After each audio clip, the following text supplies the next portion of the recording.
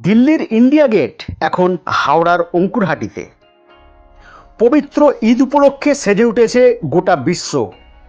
আমরা এই মুহূর্তে আছি হাওড়ার অঙ্কুরহাটিতে, যেখানে রাস্তার মোড়ে মোড়ে বিভিন্ন ধরনের আলোকসজ্জায় সেজে উঠেছে।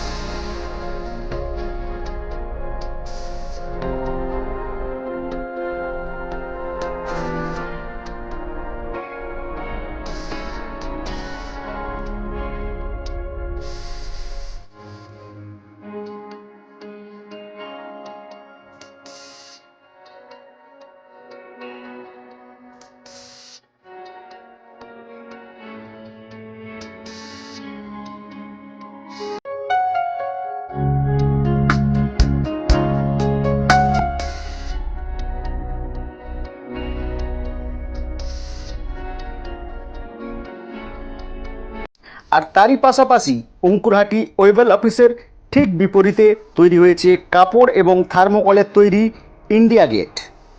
কথা বলে আমরা জানতে পারি মাত্র 60 জন যুবকের সমন্বয়ে তৈরি করেছেন এই ইন্ডিয়া গেট।